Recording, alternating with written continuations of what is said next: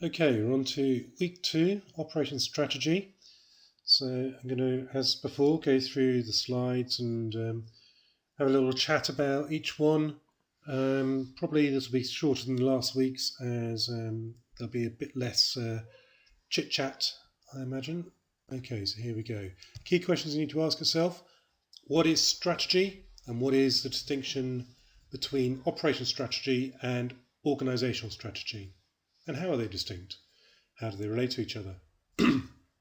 So make sure you have a good idea of what we mean by strategy and what we mean by operation strategy. What's the difference between top-up and bottom-down strategy? And what affects operation strategy? Final question, how can an operation strategy be put together? So those are the questions which I'd like you to have a good feel for by the end of the session. Okay, there's Slack's model, a very neat model. Transformed and transforming resources, which are inputs. Outputs are products and services which are consumed by customers. And we have the transformation process in the middle. Taking that transformation process in more detail, we are now looking at the direct section of the transformation. So we're directing the transformation process. And this coming week, we'll be talking about S, E and E. Okay, so organisations and systems. I decided to start with organisations and systems to get you to think about organisations and operations within organisations and how they interact with the environment more widely. It's important to understand that when we think about strategy, because strategy is about understanding how the organisation can position itself to meet the long-term needs of its customers or long-term wants of its customers in order to allow the organisation to grow and develop and best serve its customers, okay? Be it delivering products or services. So it's important to think about, in the first instance, an organisation as a system. So I spent a little bit of time thinking about systems. So organisations are open systems, the environment acts upon them, and for that matter, they impact upon the environment. They're human activity systems. They involve people. People have beliefs, ethics, views, opinions. They have their own lives, their own families, their own wants and needs. And part of their life is working in an organisation. And that is only part of their life. And all the baggage they bring with them will impact on the way they behave and perform in the organisations within which they work. And an organisation can't ignore that. Okay? They're socio-technical systems. By that I mean they are social organisations. They have groups of people interacting together, moving in both in similar directions but also disparate directions. And these groups of people are helped, sometimes hindered, by the technology around them. So this idea of socio-technical systems is coined back in the 70s really, but is a well understood theory and also observation of how organisations operate. And it throws up all sorts of problems for organisations, that they have both people and technology interacting, but at the same time organisations don't exist without people and technology. So it's both the way organisations exist and also compete, but also creates all sorts of problems for organisations. And finally, there are hard and soft elements. So we can say all sorts of things, quantifiable things about how we'd like the organisation to perform in terms of profit, turnover, output, productivity, and so on and so forth. We can measure all those things, and measurement of things is very important for operations management. Lots of aspects of operations are measured. They're measured so that we can, as people within the organisation, we can observe how the operations are performing and whether they need to be improved, whether there are problems, and if there are problems, where those problems exist. But at the same time, there's a whole load of qualitative aims, goals, requirements for the organisation, and these are sometimes at odds with the quantifiable elements. Sometimes they're in harmony with the quantifiable elements. Okay, so organisation systems. So, the case for an operations strategy. The thing is that operations is just one subsystem of the organisation. It's arguably the most important one in that it's what the organisation does, as I've said a number of times in the session so far, but nevertheless it is just one subsystem. So what should operations do? They should support the strategy and more crucially the marketing strategy of the organisation.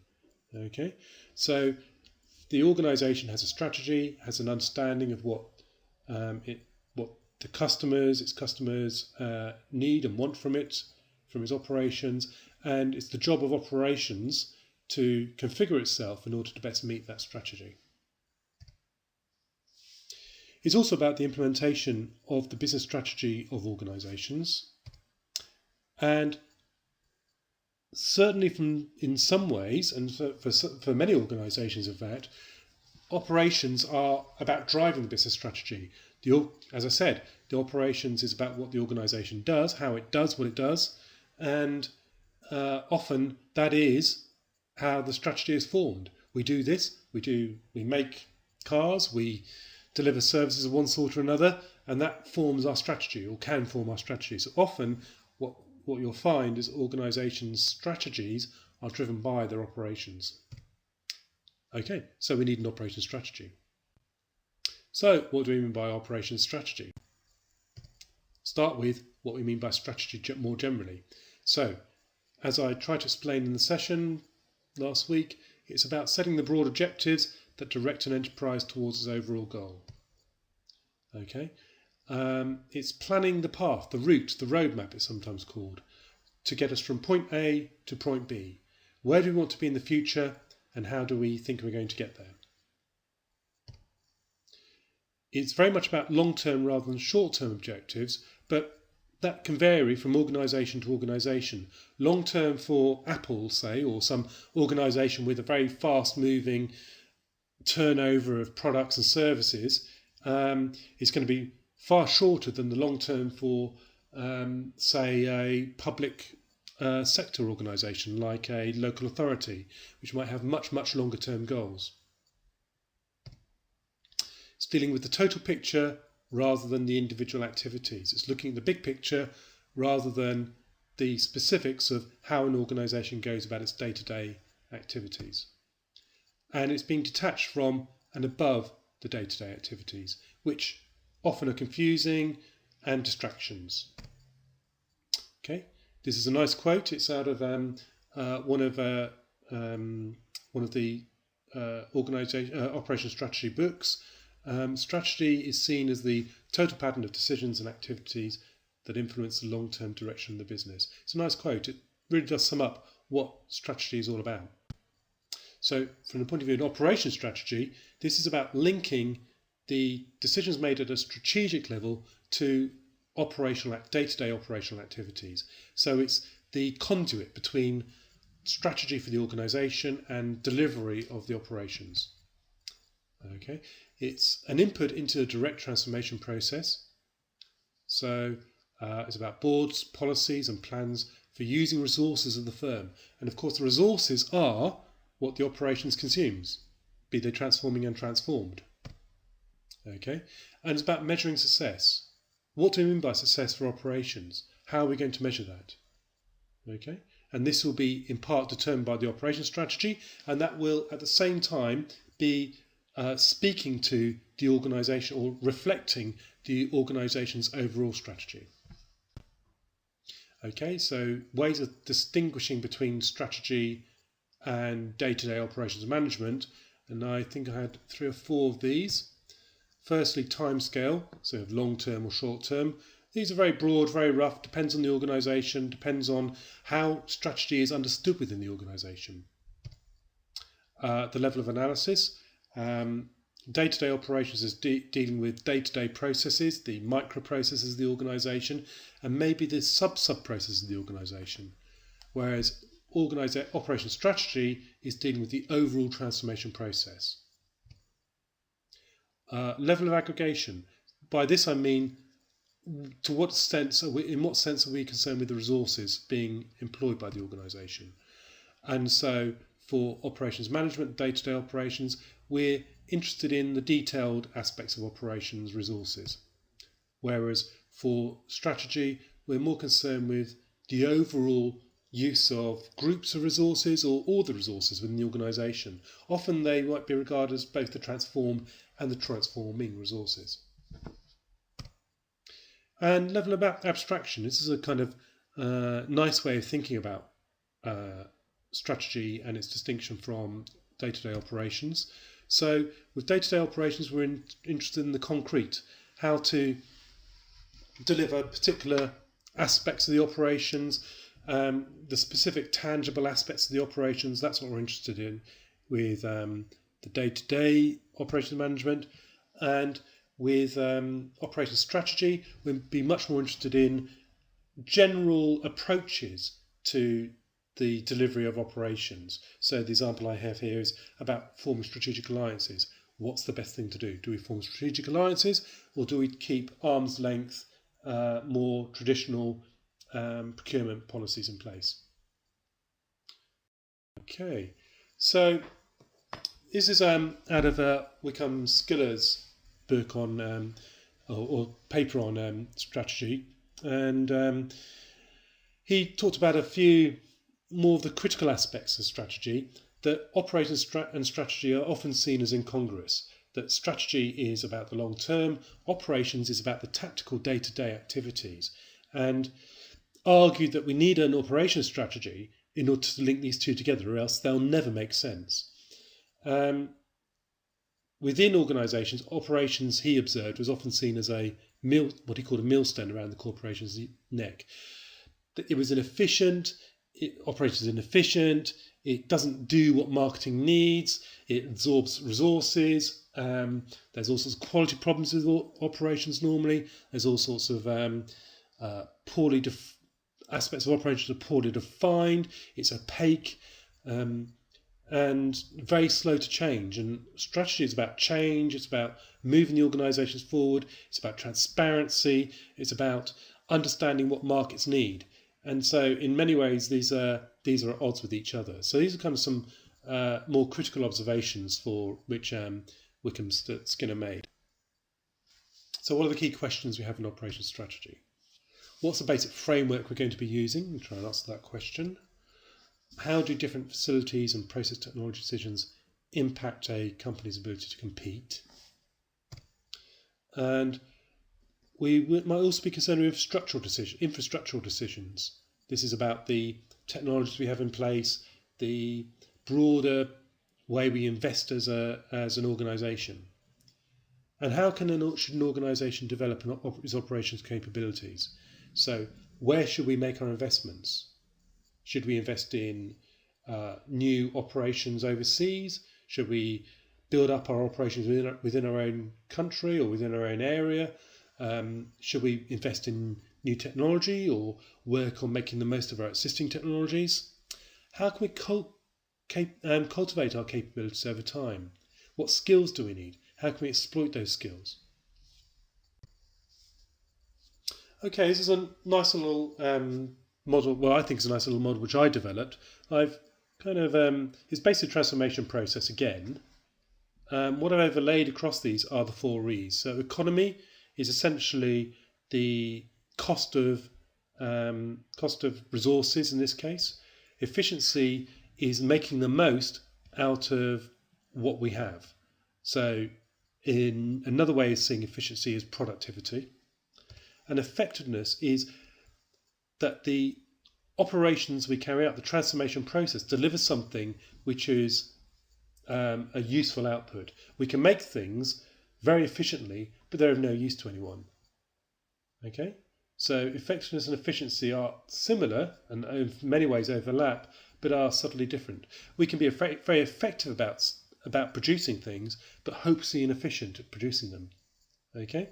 So these two are subtly related but distinct. And then I added to this equity for, I guess, all public sector organisations, all third sector organisations, and also in many respects for private sector organisations. A broader social interest is important. obviously for public and third sector charities and other third sector organisations, they're about delivering services and sometimes products to society at large. Whereas for private sector organisations, well, I guess their profit motive is the most important thing, which sometimes is at odds with equity, but then they do also have, as we'll talk about next week, corporate social responsibility, an interest in the environment and society at large. So there's many examples of organisations which have broader societal ambitions as well as a profit motive. So often 3 E's, sometimes a 4th E is added. Overlaying this, I had the mission or vision at the around the outcomes. What is the organisation trying to achieve in its broader senses? This will lead to goals which the organisation has specifically for its operations. The operations then is driven, those goals then drive a strategy, which in turn informs the transformation process, and then that leads to various actions which will see light in terms of the transformation process and the way the inputs are configured to deliver the transformation process. Okay, so we have a number of perspectives on operation strategy. So there it is in the middle, and again you can see this is a kind of an input and output model. So we have operation strategy in the middle. We have what I think many people see as a strategic direction, which is a top-down perspective. What's the business want the operations to do in order to achieve its overall strategy? And this is, I guess, the often regarded as the mainstay of understanding operations in relation to strategy. But there are other ways of seeing strategy as well. So day-to-day experience can often lead to the operations informing the strategy. This is what we see on a day-to-day basis. This gets transferred through reporting processes up to the senior management and the board level directors, who will then maybe take this into account when forming strategy. And in fact, both these things are at play often in organisations at the same time. Then we have the resources. What can the resources do for the organisation? What's available? What skills are available? What technologies are available? Can they be purchased? Can they be acquired? What suppliers do we have? What are their capabilities, and how can these build into delivering our operations? And then we have the market requirement perspective. What's the organisation's outputs delivered in terms of demand, and how can these be best delivered by the operations? Okay, so let's move on. This is an absolutely classic model. Hayes and Wheelwright's 4-stage model. Very, very well understood within operations management generally. So we have 2 axes. On the x-axis, there is operations capabilities, what the operations can do, what it delivers, and on the y-axis we have increasing strategic impact. And so essentially we start off with where a lot of, I think, organisations are, particularly small and medium-sized enterprises, day-to-day activities. They do what they do without much kind of thought. It's without much structure, and mistakes get made. They just fix them on an ad hoc basis. Problems are occurring. Essentially, operations is holding the organisation from developing its strategic intent, or what strategic intent might be, and crucially stopping it competing effectively with other organisations, which is fine if there isn't much competition. But where competition starts to burgeon, those organisations who move up to stage 2 will be the ones who are able to compete and survive in a competitive environment, whereas those organisations who are stuck in stage 1 can't sort themselves out, can't solve their quality problems, can't improve their productivity, are the ones who will disappear. Okay, so stage 2 is where most organisations at least need to be, really. Certainly where there's a reasonable amount of competition. they need to be at least as good as competitors in terms of their operations. So that means in terms of quality, that means in terms of speed, dependability, that means in terms of costs, cost base, and that also means in terms of flexibility. I'll go over those 5 points which I just mentioned there next week in much more detail. Okay, so here's where they start to implement strategy. So the strategy is understanding these things and trying to make sure that these are implemented by the operations. Okay, organisations who get this sussed are starting to move into stage 3, which is linking strategy and operations much more closely together. Here's where organisations start to move and become as good or better than all their competitors. Okay, so these are kind of shown as stages, but you can see them as a continuum, a line, moving from one to the other. There's no hard and fast positioning between them. So stage 3, where really good organisations are, they're linking strategy with operations very closely. Operations is driving strategy. Strategy is driving operations. They have a clear idea of where they want to go. Often they're larger organisations simply because they survived all the competition and been able to grow because they're among the best in their industry. Okay. And then stage 4, what we're talking about is total redefining of the way operations is delivered. Here we're talking about step changes. We're talking about the best organisations in the world. And here we have increasing contribution of operations as it becomes more and more sophisticated, better in terms of incorporating skills, capabilities, technologies in order to deliver what the organisation is delivering. Okay, and this could be a really sophisticated organisation, something like Apple or something, or Microsoft, or it could be an operation operating in a fairly simple way, but just doing it incredibly well. And I've got the example of Ryanair later. Okay, so and the other thing I made about this model is that yes, organisations are looking to improve, move up through the stages, but you never can stay in a stage and become complacent. You can go backwards as well as forwards.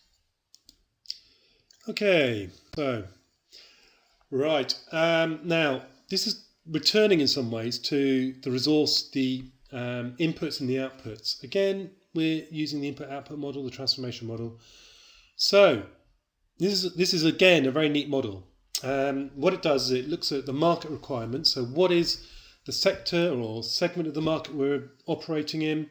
How are we positioning ourselves? What are our competitors doing? This is all about understanding market requirements. And so for those of you doing marketing or have an interest in marketing, marketing overlaps, as I said in the first lecture, very closely with operations management. They need to speak to each other. They need to understand each other. Okay? Without that understanding, an operation will just carry on producing what it produces, it's delivering services it delivers. They may or may not meet what the market needs. Okay, so the market should be setting performance objectives. This is what the market wants, this is where demand is, and this is what you've got to produce in order to meet that demand. So that determines the performance of the operations.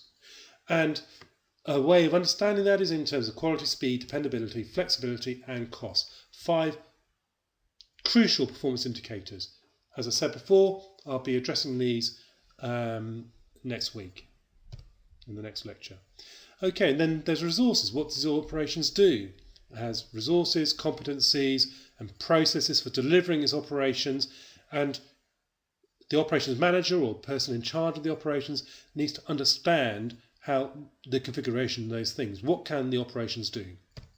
Okay, and that will lead to strategic decisions. How are we going to set up our resources and our competencies? What processes are we going to use to deliver the outputs we deliver in order to meet the objectives which we have established through our marketing activity?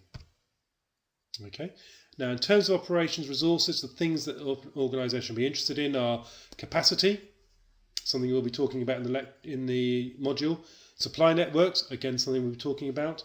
process technology. We'll certainly be talking about processes and development and organisational activities. Okay, there's a strategic reconciliation of the strategic decisions and performance objectives. And this is really the role of strategy. Okay, we had a little session on Ryanair, a quite neat little YouTube video down in the corner there. If you want to take another look at that, feel free to do so. What are the market requirements for Ryanair? Low prices, reliability, basic service. Those are the things the market wants. What does it do? What's it deliver? It delivers a stripped down service, a single technology, a single type of aircraft. Everyone's the same. It focuses on having cheap airport locations, fast turnaround, and lots of other things, all covered in that video.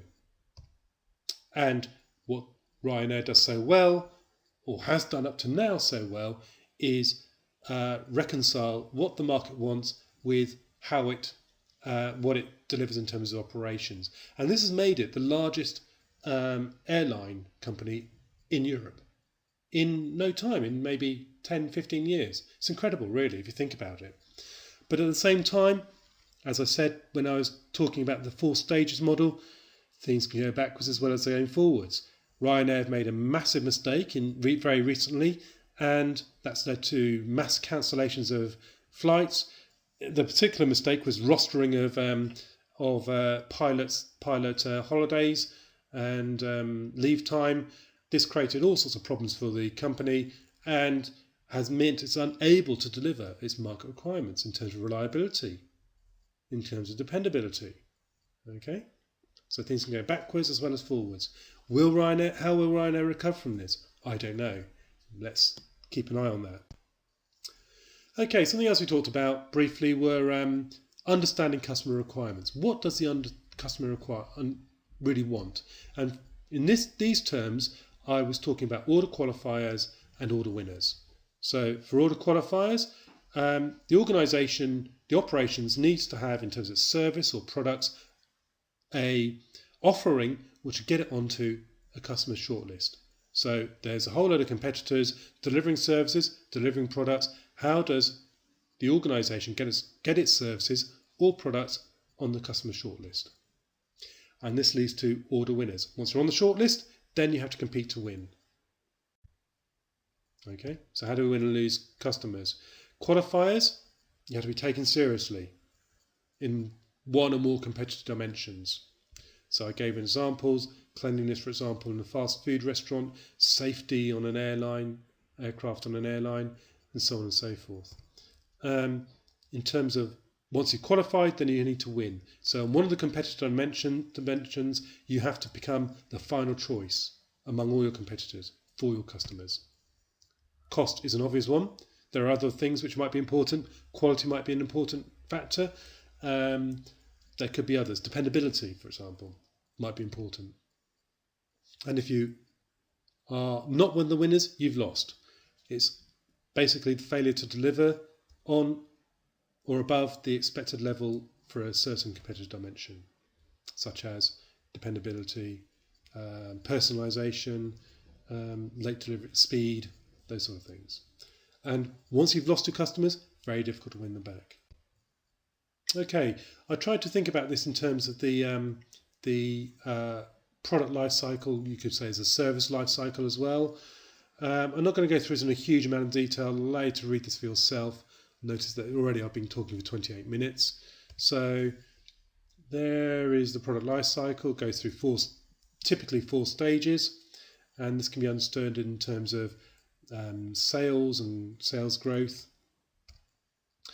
That period of time could be very short or very long, depending on the nature of the product or service. In the early stages, the likely qualifiers are quality and range of products available or services available, and dominant performance objectives are flexibility and quality. In growth stages, competitors are increasing, so order winners are likely to be availability and quality, qualifiers, price and range. The key performance indicators, performance objectives are speed, dependability and quality normally. Then as a product or service reaches maturity, the key internal performance objectives are cost and dependability.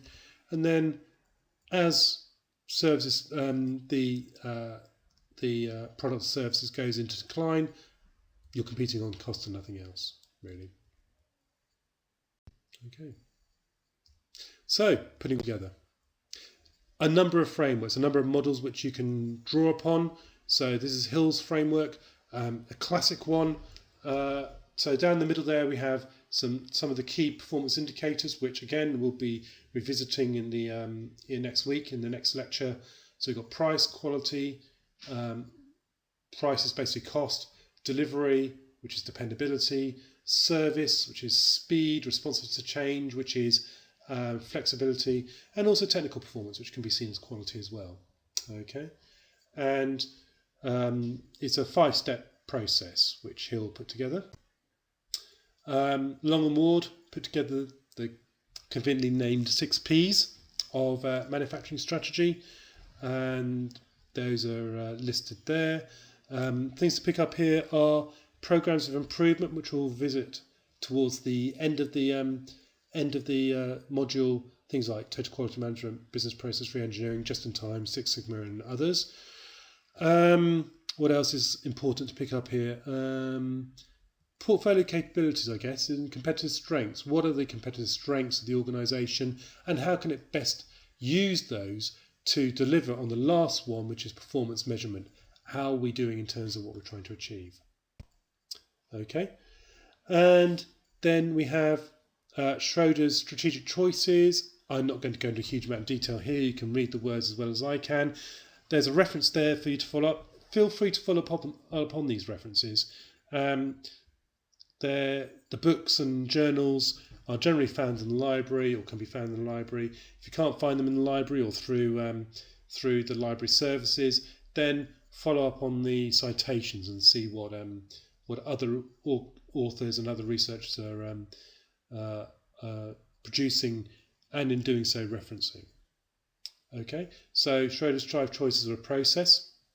How do we deliver the operation? Capacity, is the operation capable of delivering? Inventory, which is a crucial aspect for all manufacturing organisations and also some service organisations, which is how much stock do we have? The workforce, in terms of what capabilities they have, how much they cost and so forth, and quality, which is the extent to which we're delivering what the market requires. Okay, so those are the 5 choices. And what are we aiming for? The 5 performance objectives: quality, speed, dependability, flexibility, and cost. We'll be, as I said, revisiting these over and over again throughout the module. So let's put some of this together. There is Schroeder's 5 choices, 5 strategic choices: process, capacity, inventory, workforce, and quality. There are the 5 objectives of the organisation. There's a 6th one added: the outcome. Is this really delivering what we want as an organisation strategically? And then you create yourself a little grid which you can start to fill in terms of cost. How costly is the process? How much cost is the capacity to the organisation? Have we got spare capacity? Have we got insufficient capacity? What are the cost implications of this? Inventory in particular has a major cost factor, and is one thing that lots of organisations focus on. How much inventory do we have? Is there lots of inventory sitting around? And if so, how can we reduce the cost of that? We'll talk about that later on in the module. Workforce is obviously a cost. Can we make the workforce more productive? Can we introduce technology which will reduce our reliance on workforce? And quality. Quality has a cost in terms of, are we doing lots of rework? Are we making quality mistakes? That all has a cost for the organisation in terms of operations and delivery of operations. Okay, and you can do that for each of those performance indicators: so quality, dependability, speed, and flexibility. And then what I try to do is overlay. This isn't in the paper which I've listed there at the bottom. in the Journal of Operations Management. But what I've done myself is overlay, broadly speaking, the 4 E's as I listed them earlier on in the lecture. So let's go back to those questions. I asked, what is strategy and what is operations strategy? How are they distinct and how do they relate to each other?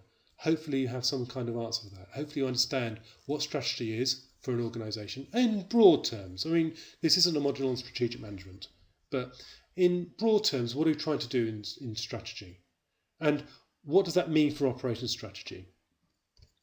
Okay, what's the difference between bottom-up and top-down strategy views of operations strategy? Maybe you might think these two are interrelated. Okay. What affects operations strategy? What's going on outside in the environment that crucially affects what we do in terms of operations?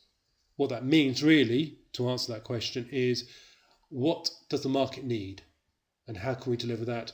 What are the resources of the organisation and how can we best employ those to deliver on what the market needs? And how can an operation strategy be put together? And what I did was refer to Hill's framework, Long and Ward's model of 6 Ps, Schroeder's 5 strategic choices, and tried to put all those together a bit to give you some ideas about the sort of things that organisations use in putting together their operation strategy. And that's it. So next week we're looking at social, economic and environmental performance. If you've got hold of the book, then please do read chapters 2 and 3. If you're looking online, take a look through those chapters. They're pretty easy, pretty straightforward. It's a nice book, very easy and accessible. Do make sure you have a read of it before you turn up to the lectures. And the lectures will then be building on, reinforcing some of the things you read and maybe building on some of those things as well.